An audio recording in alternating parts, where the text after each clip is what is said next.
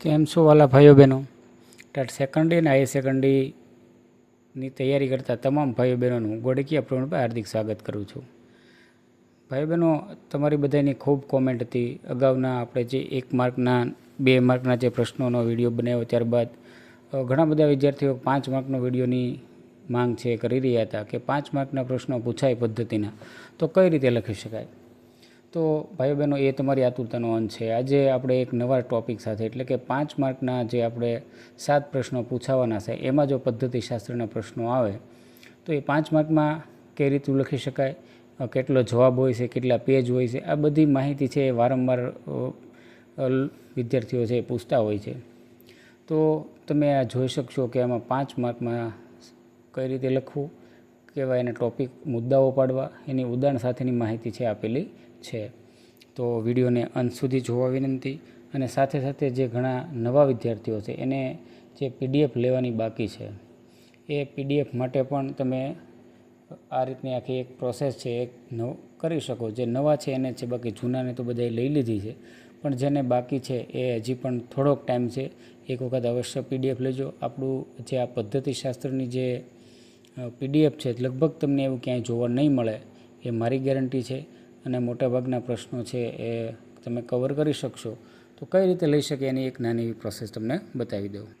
PDF માટે અહીં જે વોટ્સએપ નંબર આપેલો છે 9799963956, એના પર તમારે વોટ્સએપ કરવાનો છે અને તમારે કઈ PDF જોઈએ છે તે મેસેજ કરી અને એક QR કોડ તમને આપવામાં આવશે. એમાં જે પ્રમાણે તમારે PDF જોતી હોય તે તમારે લખવાનું છે અને તમે પે કરીને સ્ક્રીનશોટ મોકલશો એટલે તમારા વોટ્સએપમાં એની PDF છે મળી રહેશે. તો એ આખી એક પ્રોસેસ હતી. હવે વધારે સમય આપણે નહીં બગાડીએ અને સીધા જ 5 માર્કના કેવા પ્રશ્નો છે અને જવાબો સાથેની ચર્ચાથી કરવાના છીએ. ફરીવાર તમને વિડીયો સારો લાગે તો કોમેન્ટ અવશ્ય કરજો અને કંઈક નવું તમારે જોઈતું હોય તો તેની પણ કોમેન્ટ દ્વારા છે જાણ કરજો, જેથી કરીને મને ખ્યાલ આવે. અને ખાસ લાઈક કરી અને તમારી હાજરી બતાવી દો, કારણ કે વિડીયો જોવાવાળા વધારે પણ લાઈક ખૂબ ઓછી હોય છે, તો એ પણ છે કરવા નમ્ર વિનંતી. જોઈએ હવે આપણે 5 માર્કના પદ્ધતિશાસ્ત્રના પ્રશ્નો. આ 5 માર્કના પ્રશ્નમાં પહેલો પ્રશ્ન આપણે જોઈએ. भाषा का अर्थ स्पष्ट करते हुए विभिन्न विद्वानों द्वारा दी गई भाषा की परिभाषाओं की सविस्तार विवेचना कीजिए. तो उसके उत्तर सबसे पहले प्रस्तावना लिखना पड़ेगा और इसमें भाषा का अर्थ. आज तमने आप्यो छे पूरेपूरो नमूना साथे आपेलो छे, એટલે વારંવાર તમે આ ખ્યાલ નહીં આવે એટલે તમે એક વખત જોઈ લેજો, જેથી કરીને તમને ખબર પડે કે કઈ રીતનો આપણે પ્રશ્નની શરૂઆત કરવી છે. આમ તો હિન્દીમાં બધું હોય બોલવાનું, પણ આપણે ગુજરાતીમાં પણ સમજાવવાનો થોડોક પ્રયત્ન છે કરીએ, જેથી આપણને ખ્યાલ રહે. प्रस्तावना એવું લખવાનું એમાં कि भाषा शब्द संस्कृत की भाष धातु से बना है, जिसका अर्थ है बोलना या व्यक्त वाणी. मनुष्य अपने मन के विचार, भाव और भावनाओं को दूसरों तक पहुंचाने के लिए जिन सार्थक ध्वनि संकेतों का उपयोग करता है उसे भाषा कहा जाता है. भाषा मानव समाज के विकास का मूल आधार है. विभिन्न विद्वानों के अनुसार भाषा की परिभाषाएं. पाठ्यपुस्तक के अनुसार अलग अलग विद्वानों ने भाषा को इस प्रकार परिभाषित किया है. सबसे पहला है महर्षि पाणिनि. व्यक्तवाची समुच्चरणम, अर्थात जो वाणी स्पष्ट और अच्छी तरह से उच्चारित की जाती है वही भाषा है. श्याम सुंदर दास. विभिन्न अर्थों के सांकेतिक शब्द समूह ही भाषा है, जिसके द्वारा हम अपने मनोभाव दूसरों के प्रति सरलता से प्राप्त करते हैं. यह मनुष्य और मनुष्य के बीच वस्तुओं के विषय में अपनी इच्छा और मति का आदान प्रदान करने के लिए व्यक्त ध्वनि संकेतों का जो व्यवहार होता है न, उसे भाषा कहते हैं. ત્યારબાદ એડવર્ડ સ્પીર નામનો જે એક વૈજ્ઞાનિક હતો તેની ચર્ચા કરીએ. भाषा यादृच्छिक स्वेच्छारी ध्वनि प्रतीकों की एक व्यवस्था है, जिसके माध्यम से एक सामाजिक समूह आपस में सहयोग करता है.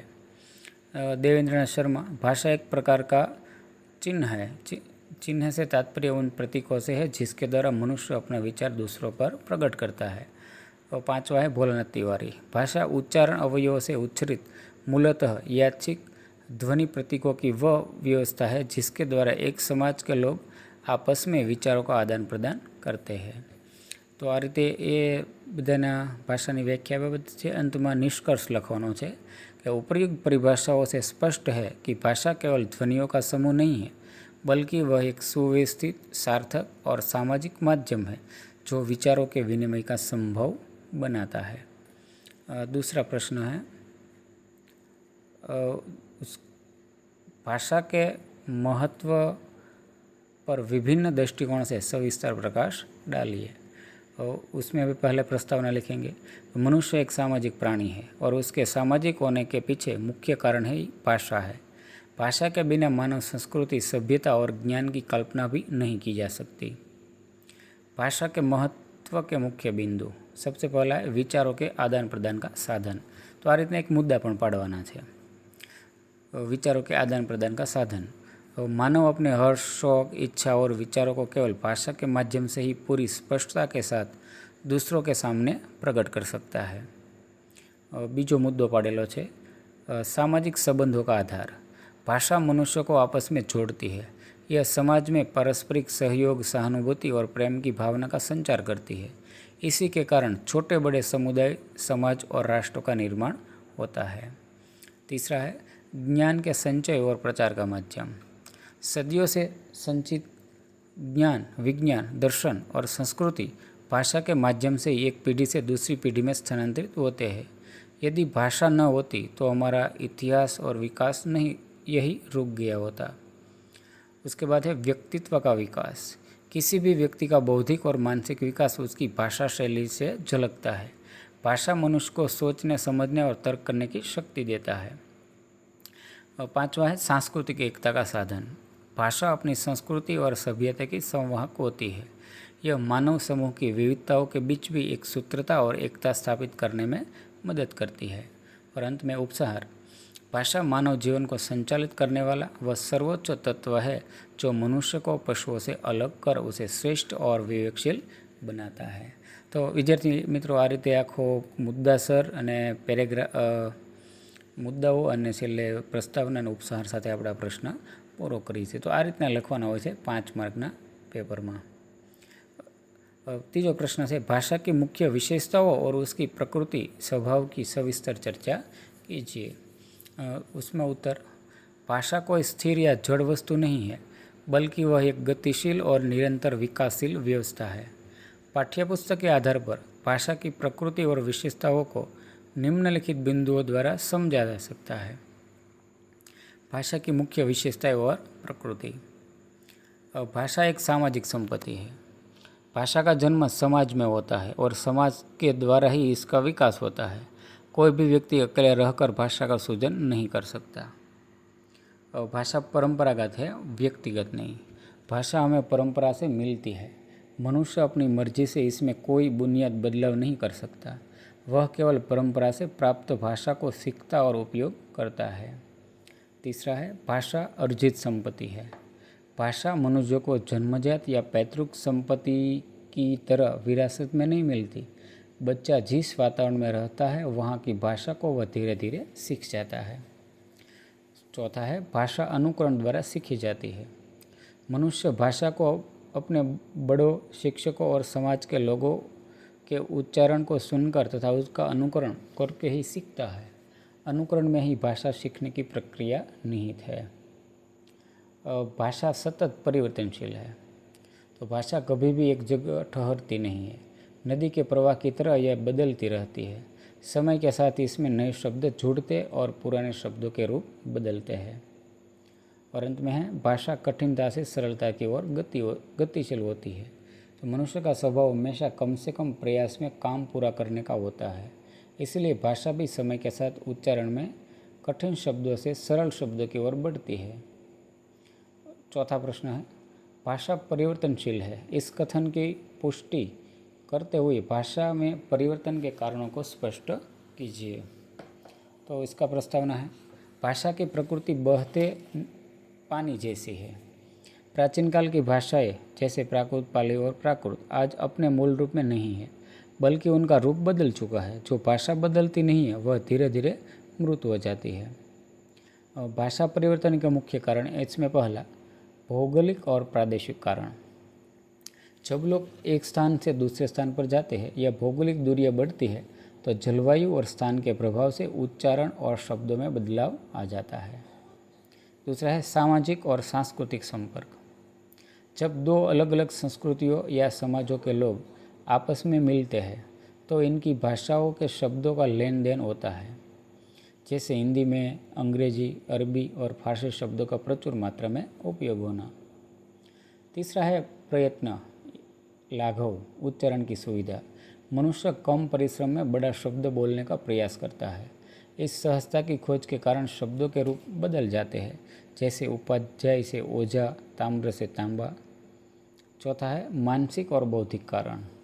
नई पीढ़ी अपने पूर्वजों के शब्दों का 100% सटीक अनुकरण नहीं कर पाती, जिसके समय के साथ उच्चारण भेद पैदा हो जाता है और भाषा का रूप बदल जाता है।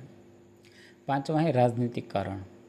शासन बदलने के साथ राजभाषा बदलती है, जिसका सीधा प्रभाव सामान्य जनता की बोलचाल और भाषा की शब्दावली पर पड़ता है।